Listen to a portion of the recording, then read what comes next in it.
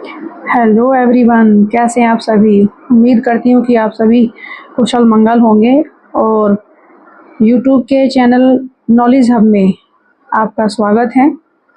मैं आज इस सीरीज में आपके लिए 60 क्वेश्चंस हिंदी के लेकर आई हूँ, जो आपके यूपी पुलिस के एग्ज़ाम में पूछे जाते हैं, जिस बेस पर आपसे पूछे जाएंगे और आप सभी बहुत अच्छे से तैयारी कर रहे होंगे। तो आइए मिलकर इन क्वेश्चंस पे नज़र डालते हैं। इससे संबंधित आपसे हिंदी के प्रश्न जरूर पूछे जाएंगे और जो है इन पर हम एक बार नज़र डाल लेते हैं। ठीक है, तो आइए देखते हैं पहला प्रश्न क्या है। बिजली शब्द का पर्यायवाची नहीं है। ठीक है, हमसे पूछा है इसमें कि बिजली शब्द का पर्यायवाची नहीं है, तो नहीं है। ठीक है, हमें ध्यान देना है कि नहीं है पूछा है, तो इसमें जो है हमारा चंचला है, ये भी बिजली का पर्यायवाची है, दामिनी भी और तड़ित भी। वितुंडा जो है ये हमारा बिजली का पर्यायवाची नहीं है। वितुंडा जो है हम हाथी को कहते हैं, वितुंडा कहते हैं हाथी को। ठीक है, अगला प्रश्न देखते हैं। प्राची का पर्यायवाची शब्द है, प्राची का। ठीक है, तो प्राची का पर्यायवाची शब्द क्या है? पूर्व। ठीक है, प्रत्यक्ष शब्द का विलोम है, प्रत्यक्ष का विलोम शब्द है। ठीक है, क्या है? प्रत्यक्ष का परोक्ष। ठीक है, प्रत्यक्ष का क्या है? परोक्ष, जो न किया जाए, परोक्ष जो न किया जाए। ठीक है, वो प्रत्यक्ष का परोक्ष होता है विलोम शब्द। सामान्य शब्द का विलोम क्या है? सामान्य का क्या होता है? विशिष्ट, है ना, जो खास होता है, विशेष होता है ना, जो अद्भुत होता है, विशिष्ट होता है। ठीक है, सामान्य शब्द का विलोम क्या है? विशिष्ट। निम्नलिखित में से कौन सी भाषा देवनागरी लिपि में लिखी जाती है? आपके सामने 4 विकल्प हैं, इसमें जो सही उत्तर है वो बताएं। तो निम्नलिखित में से कौन सी भाषा देवनागरी लिपि में लिखी जाती है? कौन सी भाषा लिखी जाती है बताएं। तो उसमें लिखी जाती है मराठी। ठीक है, इसका सही उत्तर क्या हो जाएगा बच्चों? मराठी। अगले प्रश्न देखते हैं। निम्नलिखित में से कौन सी भाषा, ये तो हो चुका है, मराठी है इसका। हिंदी भाषा में वे ध्वनियाँ कौन सी हैं जो दूसरी ध्वनियों की सहायता से बोली या लिखी जाती हैं? आपको पता है कि जो सहायता से, दूसरे ध्वनियों से जो सहायता लेकर बोली जाती है वो कौन सी होती है? वो व्यंजन होती है, क्योंकि व्यंजन जो है स्वरों की सहायता से या व्यंजन की सहायता से बोले जाते हैं। ठीक है, स्वर जो है, जो वर्ण होता है वो क्या है? वो भाषा की सबसे छोटी इकाई कौन सी होती है? वर्ण होती है। ठीक है, तो व्यंजन जो है एक ऐसे ध्वनि है जो दूसरे ध्वनि की सहायता से बोली जाती है। ठीक है ना, व्यंजनों को, जैसे क है तो क में जो आखिरी जो स्वर आया है वो अ आ रहा है, तो जो है व्यंजन, जितने भी व्यंजन हैं वो सब क्या है? व्यंजन ध्वनि क्या है? दूसरी ध्वनि की सहायता से बोली जाती है। ठीक है, आगे कि निम्नलिखित में से संयुक्त व्यंजन कौन सा है? संयुक्त व्यंजन, संयुक्त व्यंजन वो होता है बच्चों जो 2 या 3 व्यंजन से मिलकर बनता है। जैसे ज्ञ है ना, ज्ञ है तो कैसे बनता है ये? जो ज्ञ है ये कैसे बनेगा? ज और य, इससे मिलकर क्या बनता है? ज्ञानी। ठीक है, अच्छा आगे देखते हैं। बहुवचनांत पुल्लिंग शब्द कौन सा है? कौन सा है बहुवचन? इसमें पूछा आपसे कि बहुवचनांत पुल्लिंग शब्द कौन सा है, तो कौन सा है इसमें? इसमें जो पुल्लिंग शब्द है वो घर है। ठीक है, अगला प्रश्न। चारपाई पर भाई साहब बैठे हैं। ठीक है, इस वाक्य में आपसे क्या पूछा है कि चारपाई शब्द किस कारक में आता है? चारपाई शब्द इस वाक्य में, चारपाई पर, है ना, में या पर आता है, तो उसमें क्या आता है? में या पर। तो अधिकरण जो होता है ना, अधिकरण सप्तमी विभक्ति में या पर, में और पर। ठीक है, तो यह आ जाएगा आपका अधिकरण में। ठीक है, अगला प्रश्न। निम्नलिखित किस वाक्य में अच्छा शब्द का प्रयोग विशेषण के रूप में हुआ है? निम्नलिखित में से अच्छा शब्द प्रयोग, अच्छा शब्द का प्रयोग विशेषण के रूप में हुआ है, किस में हुआ है?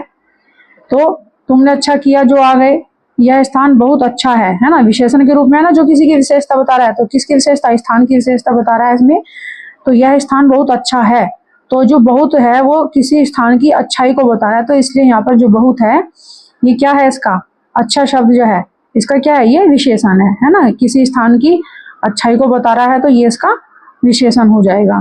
कहते हैं ना, विशेषण किसी वस्तु की विशेषता को बताने वाला विशेषण हो जाता है, जिसकी विशेषता बताए वो विशेष्य होता है। तो अगला प्रश्न देखते हैं, ये इसका उत्तर हो जाएगा चिड़िया आकाश में उड़ रही है ना। चिड़िया आकाश में उड़ रही, इस वाक्य में उड़ रही क्रिया किस प्रकार की है? उड़ रही है, यानी हमें स्पष्ट दिखाई दे रहा है ना। तो इसमें कौन सी क्रिया हो रही है? तो इसमें सकर्मक क्रिया हो रही है, ठीक है। इसमें क्या क्रिया, कौन सी क्रिया हो रही है? सकर्मक क्रिया हो रही है। ऐसे कृदंत प्रत्यय किन शब्दों के साथ जुड़ते हैं? कृदंत प्रत्यय किन शब्दों के साथ जुड़ते हैं? तो ये किसके साथ जुड़ते हैं? 4 ऑप्शन दिए हैं इसमें, संज्ञा, सर्वनाम, विशेषण और क्रिया। ये क्रिया के साथ जुड़ते हैं, ध्यान देना। भोरा, कोयल, सखी किस शब्द के अनेकार्थी हैं? किसके हैं ये? भोरा किसे कहते हैं? भौरे को कहते हैं ना, भोरा। तो जो अली है उसे भी हम क्या कहते हैं? भोरा कहते हैं, ठीक है। अगला प्रश्न, निम्नलिखित में से शुद्ध वर्तनी का शब्द है। निम्नलिखित में से शुद्ध वर्तनी का शब्द है। अगला प्रश्न है, निम्नलिखित में से शुद्ध वर्तनी का शब्द है। तो इसमें आपसे पूछा है कि शुद्ध शब्द कौन सा है, ठीक है। तो ज्योत्सना ये भी नहीं है, ज्योत्सना ये भी नहीं है, ठीक है। ज्योतष ये भी नहीं आएगा, तो हमारा सही उत्तर हो जाएगा ज्योत्सना, ठीक है। निम्नलिखित में से कौन शब्द तत्सम नहीं है? तत्सम, ठीक है। आपसे पूछा है कि इसमें तत्सम नहीं है, तो कौन सा नहीं है? अब जो तत्सम है, तत्सम नहीं है, तो यानी जो संस्कृत के जो रूप है उसमें कौन कौन से ही है? नयन, दृग और नेत्र। एक आंख ऐसा है जो आपका तत्सम नहीं है, ठीक है। निम्नलिखित शब्दों में से देशज भाषा का चयन कीजिए। निम्नलिखित में से देशज भाषा का चयन कीजिए, तो कौन सी है इसमें? डीबरी जो है आपकी वो देशज भाषा है, ठीक है। जिसके हृदय में ममता नहीं है के लिए उपयुक्त शब्द है। जिसके हृदय में ममता नहीं है उसके लिए कौन सा शब्द उपयुक्त किया जाता है? उसके लिए हम निर्मम शब्द का प्रयोग करते हैं। अगला प्रश्न, निम्नलिखित में से किस शब्द की वर्तनी अशुद्ध है ना? कौन सी है इसमें से अशुद्ध? हमें बताना है, 4 विकल्प दिए हैं, इसमें से ये बताना है कि कौन सी वर्तनी अशुद्ध है। तो कौन सी है इसमें, बताएं। तो इसमें जो है अधीन, ठीक है, शुद्ध है, ठीक है। भागीरथी, अनुग्रहित, ये भी सही है। जो जागृत है, ये जागृत जो बनता है ये ऐसे बनता है जागृत, ठीक है, जागृत, ठीक है। री नहीं आएगा, उसमें र आएगा, गा के जो पैर में इसमें र आएगा, तो ये जागृत बनेगा, ठीक है। अगला प्रश्न, निम्नलिखित में से शुद्ध वर्तनी, अब इसमें बताएंगे कि कौन सी शुद्ध है, कौन सा है इसमें? अभी बताया ना मैंने आपसे, ज्योत्सना, ये सही उत्तर आ जाएगा इसका। अगला प्रश्न ये हो गया आपका। इसमें निम्नलिखित में से कौन सा शब्द तत्सम नहीं है? अब इसमें तत्सम पूछा आपसे, जो नयन है, दृग है, ये सब आपके तत्सम है।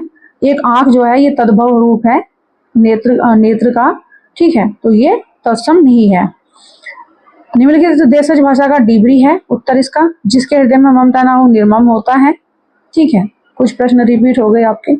अनेक युगों से चले आने वाले, अनेक युगों से चले आने वाले कौन होते हैं? जो अनेक युगों से चले आने वाले होते हैं वो कौन होते हैं? वाक्यांश के लिए एक उपयुक्त शब्द होगा, कौन सा होगा? है सनातन। क्या उत्तर आएगा इसका? सनातन। 4 विकल्प दिए होंगे, इसमें से सही उत्तर आएगा आपका सनातन। एक हाथ से ताली नहीं बजती लोकोक्ति का अभिप्राय क्या है? एक हाथ से यानी कोई भी गलती कोई एक तरफ से नहीं होती है।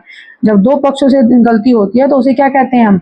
कि एक हाथ से ताली नहीं बजती। जब कोई पक्ष झगड़ा करता है और कोई दूसरा व्यक्ति उससे पूछता है तो वो कहता है कि एक हाथ से ताली नहीं बजती है, कि भाई झगड़ा एक तरफ से नहीं होता है, दूसरी तरफ से कुछ कहा गया होगा, कोई वजह होगी तभी तो झगड़ा हुआ होगा। तो जब शत्रुता दोनों पक्षों की गलती से होती है तो वहां पर जो मुहावरा लोकोक्ति आएगी वो आएगी कि एक हाथ से ताली नहीं बजती, है ना। आगे देखते हैं। उड़ती चिड़िया के पंख गिनना मुहावरे का सही अर्थ होगा। उड़ती चिड़िया के पंख गिनना मुहावरे का सही अर्थ क्या होगा? इसका अर्थ हो जाएगा असंभव कार्य करना। इसका सही उत्तर हो जाएगा असंभव कार्य करना। उड़ती हुई चिड़िया का कोई पंख गिन सकता है? नहीं ना, तो असंभव सा है ना, तो उसके लिए क्या हो जाएगा कि असंभव कार्य करना। शांत रस का स्थायी भाव क्या है? निर्वेद। शांत रस का स्थायी भाव क्या है? निर्वेद। निर्वेद, ठीक है। आगे देखते हैं। जो तुम्हारी निम्नलिखित प्रश्नों में दी गई पंक्तियों में प्रयुक्त रस के सही भेद का चयन कीजिए। इसमें आपसे पूछा है रस बताएं, कौन सा रस है? जो तुम्हारी अनुशासन पाऊं, कंदुक इव ब्रह्मांड उठाओ, कांचे घट जिमी डारो कोई, सकऊ मेरु मूसक जीमी तोरी। तो इसमें जो है आपसे पूछा कि किस रस का जो है वर्णन किया गया है, कौन सा रस है इसमें। तो आपको मैं बता दूं कि ये लक्ष्मण के द्वारा कही गई उक्ति है, लक्ष्मण ने कही थी ये।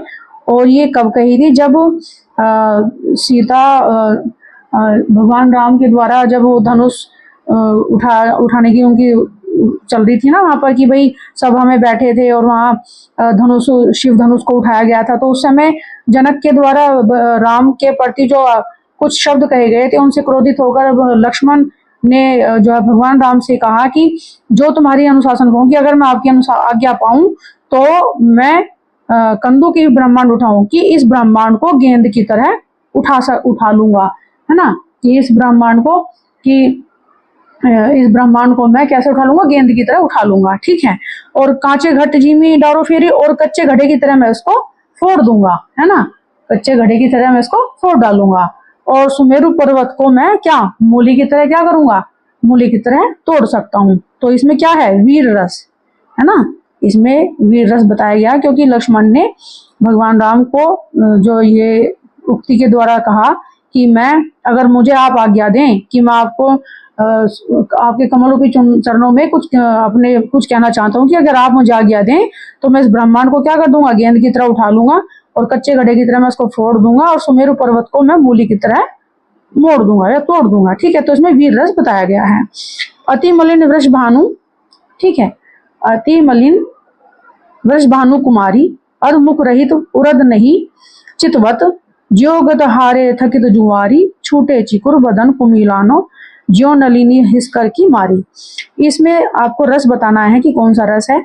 तो ये उक्ति जो है, जब वहां पे श्री कृष्ण के जो द्वारा उद्धव को वहां पर भेजा जाता है वृंदावन में, उनके वियोग का हाल जानने के लिए भेजा जाता है। तो जब जो सखियां होती हैं तो वो आपस में कह रही हैं कि हे सखी, कि अति मलिन, कि राधा तो अत्यंत मलिन दिखती है, कि भगवान श्री कृष्ण वृष भानु कुमारी की यह कुमारी बहुत अति जो है मलिन दिखती है। ये श्री कृष्ण के अधमुख रही थी, यानी श्री कृष्ण के जो सात्विक प्रेमोद्रेक से, जो पसीने से उसका हृदय जो है हृदय और शरीर दोनों ही भीग उठे हैं, अधमुख रहित उसके भीग उठे हैं, उरद नहीं चितवत। और उसे अपनी साड़ी जो है वो उसमें क्या कहते हैं कि साड़ी को इस लालच से नहीं धुलवा रही है कि श्री कृष्ण के सात्विक प्रेमोद्रेक से उसके पसीने की गंध मिलती है उसमें, इसलिए वो उसको नहीं धुलवा रही है। वह सदैव अपने मुख को क्या करती है, नीचे की ओर करके बैठी रहती है, और वह सदैव जो है वो ऊपर भी नहीं देखती है। जैसे कोई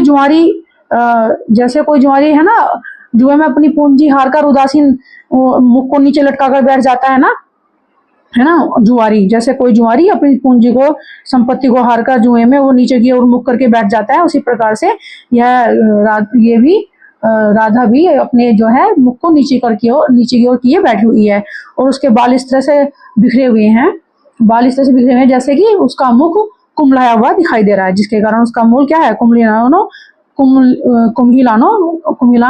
लाया हुआ दिखाई दे रहा है ना। जो नलिनी हिसकर की मारी, और जो कमलिनी जैसे है ना, कमलिनी तुषार पड़ने पर जल गई हो, इस तरह से उसका वह दिखाई दे रही है ना। तो इसमें जो है श्रृंगार का जो है संयोग श्रृंगार का वर्णन किया गया है, इसमें आपका उत्तर आ जाएगा, संयोग श्रृंगार का वर्णन किया गया है, ठीक है। आगे देखते हैं कि पद्यांश को पढ़कर सही छंद का चयन कीजिए। इसमें आपसे पूछा है कि सही छंद क्या है, ठीक है। तो इसमें छंद बताना आपको, सुन सिय सत्याशीष हमारी, पूजे ही मन कामना तुम्हारी, है ना। तो इसमें आपसे क्या कहा है कि इसमें आपको क्या बताना है, सही छंद का चयन करना है। तो इसमें कौन सा छंद है बताएं, छंद बताएं कौन सा छंद। तो इसमें आ जाएगा चौपाई, ठीक है। फिर देखते हैं, निम्नलिखित पंक्तियों से संबंधित प्रश्नों के उत्तर दीजिए। मेरा मन अंत कहाँ सुख पावे, जैसे उड़ी जहाज को पंछी फिर जहाज पर आवे, कमल नयन को छंडी महात्म और देव को ध्यावे। कि इसमें पूछा आपसे कि सही उत्तर दीजिए कि इसमें क्या है ना। कमल नयन में अलंकार कौन सा है, इसमें रूपक अलंकार है कमल नयन में। और काली पंक्ति जो है इसमें दी गई, जो ये काली पंक्ति दी गई है, इसमें कौन सा है, इसमें उपमा अलंकार है, ठीक है। इसमें आपको ये बताना है कि मेरा मन कहीं भी सुख नहीं पाता है, कि जैसे पंछी उड़कर जहाज पर आ जाता है, ऐसे ही जो है मेरा मन भी कहीं पर भी जो है शांत नहीं है, और मेरा मन अनंत कहाँ सुख पावे, यानी मेरा मन को कहीं भी सुख नहीं प्राप्त होता है। जैसे पंछी उड़कर जहाज पर वापस अगर बैठ जाता है, ऐसे ही मेरा मन हो रहा है ना।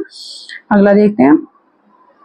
दी गई पंक्ति प्रश्नों में दी गई रचना के रचयिता के नाम का चयन उसके नीचे दिए गए 4 विकल्प में से कीजिए, यानी 4 विकल्प दिए हैं और उसमें उनके क्या पूछना है, रचयिता का नाम पूछा है। रामलला नहुछु, इसके हैं तुलसीदास, ठीक है, इसका सही उत्तर आएगा तुलसीदास। आगे देखते हैं। जयद्रथ, जयद्रथ के कौन है, जयद्रथ के कौन है बताएं। तो जयद्रथ के आएंगे आपके इसमें, जयद्रथ के कौन से हैं, मैथिली शरण गुप्त, इसमें जाएंगे जयद्रथ के मैथिली शरण गुप्त। अनाथ दास का पौधा ये है हजारी प्रसाद द्विवेदी जी की, ठीक है, अनाथ दास का पौधा ये हजारी प्रसाद द्विवेदी जी की है।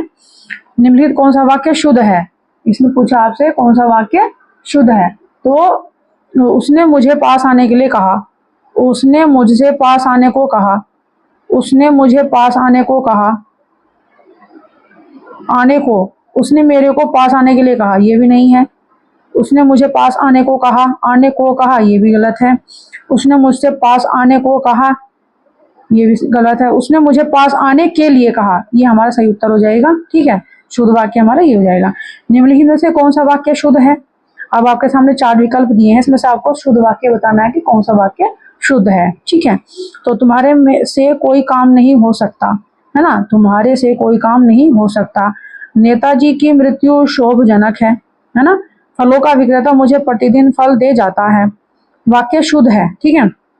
हमें 4 वाक्य दिए हैं, इसमें से एक वाक्य शुद्ध बताना है। दिन भर वह कड़े परिश्रम करता है ना, तो इसमें से सही उत्तर क्या हो जाएगा आपका, फलों का विक्रेता मुझे प्रतिदिन फल दे जाता है, ये शुद्ध वाक्य हो जाएगा आपका, है ना। आगे देखते हैं कि निम्नलिखित प्रश्नों में दिए गए वाक्यों में से कुछ में त्रुटि है और कुछ ठीक है। वाक्य के जिस भाग में त्रुटि हो उस भाग का अक्षरांक ए, बी, सी अथवा डी ही आपका उत्तर है। यदि वाक्य में कोई त्रुटि न हो तो कोई त्रुटि नहीं है का उत्तर रूप में चिन्हित कीजिए, है ना। अब पहले पढ़ लेते हैं कि क्या दिया है। ये ए, बी, सी, डी 4 भागों में आपको ये एक वाक्य दिया गया है, जिसमें आपको ये बताना है कि किस भाग में त्रुटि है, किस भाग में त्रुटि नहीं है, ठीक है। हमारे समीप इसकी कोई पूर्व सूचना नहीं है, ठीक है, हमारे समीप इसकी कोई क्या नहीं है, पूर्व सूचना नहीं है। तो इसके कौन से भाग में त्रुटि है या नहीं है ना। तो कौन सी है इसमें, हमारे समीप, है ना, हमारे, इसमें क्या जाएगा आपका, हमारे समीप। हमारे समीप थोड़ी होता है, समीप तो बराबर में कोई चीज हो उसके लिए बोलते हैं। हमारे पास इसकी कोई पूर्व सूचना नहीं है, तो या तो पास आता, समीप गलत हो जाएगा ना आपका, तो ये हमारे पास, हमारे समीप, ये गलत है, ये आपका गलत हो जाएगा। आगे देखते हैं। पुलिस ने घटना, ए में है, पुलिस ने घटना के तुरंत पहले प्राथमिकी दर्ज नहीं की, कोई त्रुटि नहीं। इसमें कौन सी है आप बताएं, प्राथमिकी, इसमें जो प्राथमिकी दर्ज नहीं की, है ना, ये आपका क्या हो जाएगा, पुलिस ने घटना के तुरंत पहले प्राथमिकी दर्ज नहीं की, तो इसमें आपका जो हो जाएगा वाक्य कौन सा हो जाएगा, सी, ये आपका, ठीक है, इसमें आपका जो उत्तर आएगा वो आएगा सी, प्राथमिकी दर्ज नहीं की, है ना। आगे चलते हैं। तरंग शब्द का पर्यायवाची, क्या पूछा आपसे, तरंग शब्द का पर्यायवाची। तो तरंग शब्द का पर्यायवाची क्या है, तरंग शब्द का पर्यायवाची है ऊर्मी, ठीक है, क्या हो जाएगा, ऊर्मी। जंगल शब्द का पर्यायवाची है, जंगल शब्द का पर्यायवाची है, कौन सा है, कांतार, ठीक है, इसका सही उत्तर हो जाएगा कांतार। आपके सामने 4 विकल्प है, चारों में से एक बताना आपको, तो इसका सही उत्तर आएगा कांतार। उपकार शब्द का विलोम है ना, उपकार शब्द का विलोम है, क्या है, उपकार करना और किसी का अपकार करना, है ना, किसी का अपकार करना, ठीक है, यानी अहित करना, ठीक है, उपकार कर देना किसी पर, किसी का अहित करना अपकार करना होता है। तिमिर शब्द का विलोम है, तिमिर, अब तिमिर शब्द का विलोम बताएं, आपके सामने 4 ऑप्शन है, तो तिमिर होता है अंधेरा, है ना, शब्द का विलोम पूछा है तो आलोक आ जाएगा आपसे, यहाँ पर आलोक आएगा, ठीक है। अगला प्रश्न, एक मनई के दुई बेटवा रहीन, ओहो माँ लहुरा अपने बाप से कही, दादा धन माँ जौवन हमारा, हमार हिस्सा लागत होए तवन हमका दे दे। यह वितरण हिंदी की किस बोली में है, अब आपको इसमें ये लाइनें दी गई हैं, आपसे पूछा है कि यह अवतरण हिंदी की कौन सी बोली में है, कौन सी बोली में है ये बताएं। तो ये जो है आपका हो जाएगा भोजपुरी में। 4 विकल्प है तो इसमें आपका सही उत्तर आएगा भोजपुरी। ठीक है। ए ऐ वन क्या कहलाते हैं, क्या कहलाते हैं? ए और ऐ कहाँ से बोले जाते हैं? कंठ तालव्य से बोले जाते हैं। ये कहाँ से बोले जाते हैं? कंठ तालव्य से बोले जाते हैं। ठीक है। इसमें से कहा है कि कौन सा शब्द स्त्रीलिंग है, बताएं कौन सा शब्द स्त्रीलिंग है? हैं? इसमें से कौन सा शब्द स्त्रीलिंग है? तो क्या जाएगा, जो है आपका परिषद जो है वो शब्द क्या है? स्त्रीलिंग है। आदर शब्द से विशेषण बनेगा, आदर शब्द से विशेषण क्या बनेगा? आदरणीय। क्या बनेगा? आदरणीय। आदरकारी भी नहीं बनेगा, आदर पूर्वक भी नहीं है, इनमें से कोई नहीं, ऐसा नहीं है। आदरणीय जो है ये इसका विशेषण रूप है। ठीक है। पीड़ित शब्द का क्या, पीड़ित शब्द क्या है? पीड़ित क्या है शब्द? पीड़ित बताएं। पीड़ित शब्द क्या है? क्या ये संज्ञा है? संज्ञा कौन होती है? किसी व्यक्ति विशेष का नाम होता है। सर्वनाम कि उस व्यक्ति विशेष के नाम पर कोई और जो दूसरा नाम लेकर उसको बुलाया जाता है, जैसे राम और हम उसको कहते हैं वह, तो ये सर्वनाम होते हैं। विशेषण किसी व्यक्ति विशेष की विशेषता बताने वाले विशेषण कहे जाते हैं।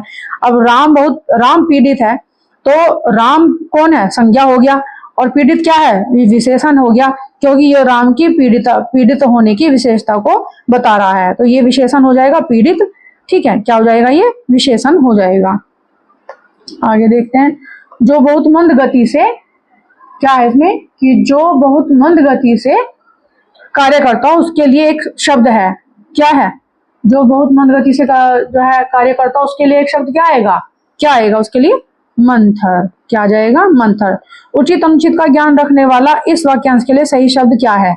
उचित अनुचित का ज्ञान रखने वाला इस वाक्यांश के लिए सही शब्द क्या हो जाएगा?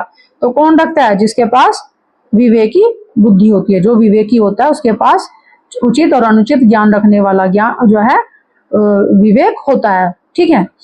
जो अपने कर्तव्य का निश्चय न कर सके, इस वाक्य को एक शब्द में कह सकते हैं। जो अपने कर्तव्य का निश्चय न कर सके, क्या कहेंगे उसे हम? जो अपने कर्तव्य का निश्चय न कर सके, है ना, क्या कहेंगे? किम कर्तव्य विमूढ़, है ना। जो अपने कर्तव्य का जो है वो नहीं कर पाता निश्चय, तो वो कर्तव्य विमूढ़ तो होते हैं कि भाई इसने अपने कर्तव्य का निश्चय नहीं किया है, तो उसे हम कहते हैं कर्तव्य विमूढ़। ठीक है। रौद्र रस का स्थायी भाव क्या है? बताएं। रौद्र रस का स्थायी भाव क्या है? रौद्र, भाई रौद्र रूप धारण कर लिया तो उसका क्या होता है स्थायी भाव? क्रोध। क्रोध में तो होता है इंसान रौद्र रूप में, है ना। तो जब क्रोध आता है तो वहां रौद्र रूप हो जाता है, तो इसलिए इसका जो स्थायी भाव होगा वो क्रोध होगा। निम्नलिखित पंक्तियों में प्रयुक्त रस के सही भेद का चयन कीजिए। इसमें आपको क्या बताना है? रस बताना है। ठीक है। तो इसमें आप रस बताएं कौन सा रस है? कि करी चिकार घोर अति धाव बदन पसारी गगन सिद्धि सूत्रासित हाँ हाँ हेती पुकार। इसमें जो है करुण रस का वर्णन किया गया है। करुण रस का इसमें जो सही रस है इसमें वो करुण रस है। ठीक है। अगला प्रश्न देख लेते हैं। निम्नलिखित पद्यांशों को पढ़कर सही छंद का चयन कीजिए। इसमें छंद पूछा आपसे। पल पल जिसके मैं पंथ को देखती थी, निशि दिन जिसके ही ध्यान में थी बिताती। अब इसमें आपको छंद बताना है। बताइए कौन सा छंद है? इसमें मालिनी छंद है। ठीक है। अगला प्रश्न। निज मन मुकुर सुधार श्री गुरु चरण सरोज रज जो दायक फलचार, है ना। इसका क्या जाएगा? इसका बताएं आपको इसमें कौन सा आ जाएगा? इसमें आ जाएगा आपका सोरठा। ठीक है। निज मन मुकुर सुधार श्री गुरु चरण सरोज रज जो दायक फलचार बरनो रघुवर विमल जस। इसमें आपका सोरठा हो जाएगा। अगला। निम्नलिखित पद्यांश से प्रयुक्त अलंकार के भेद का चयन कीजिए कि इसमें कौन सा अलंकार है। ठीक है। अति मलिन वृष भानु कुमारी। अब इसमें अलंकार पूछा हमसे, है ना, तो इसमें कौन सा अलंकार हो जाएगा?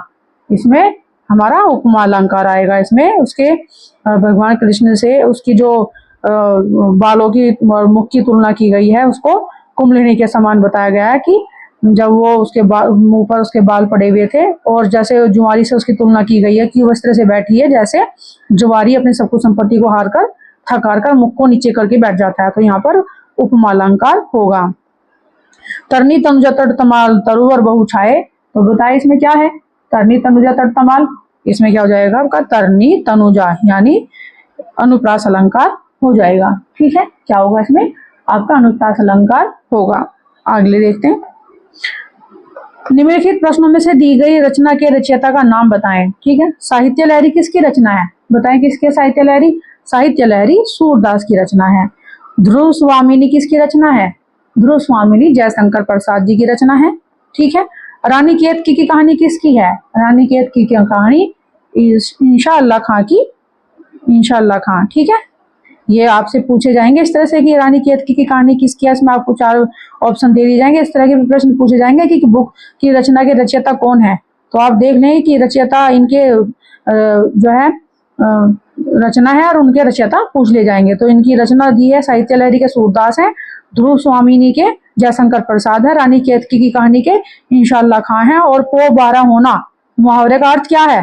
पो 12 होना मुहावरे का अर्थ बताइए। पो 12 होना यानी बहुत अधिक लाभ हो जाना, है ना। तो इसका उत्तर आएगा आपका अत्यधिक लाभ हो जाना या लाभ लेना, है ना। व्यक्ति, स्थान, वस्तु, विशेष को बोध कराने वाले शब्दों को क्या कहते हैं? बताइए क्या कहते हैं? व्यक्ति, स्थान या क्या कहते हैं? विशेष का बोध कराने वाले शब्दों को क्या कहते हैं? है ना, तो होते हैं व्यक्ति। आ गया ना शुरू में व्यक्ति, स्थान, तो व्यक्तिवाचक संज्ञा होती है। ठीक है, इसमें आ जाएगी आपकी व्यक्तिवाचक संज्ञा। आगे देखते हैं, निम्नलिखित में शुद्ध वाक्य बताइए। शुद्ध वाक्य बताइए, आपसे इसमें पूछा है कि शुद्ध वाक्य कौन सा है, तो कौन सा शुद्ध वाक्य है बता देखते हैं। तुलसी की कविता में माधुर्यता है। तुलसी की कविता में माधुर्यता है ना। तुलसी की कविता माधुर्य गुण प्रधान है। तुलसी की कविता में माधुर्य है। तुलसी की कविता मधुराई से पूर्ण है। तो इसमें शुद्ध वाक्य पूछा आपसे।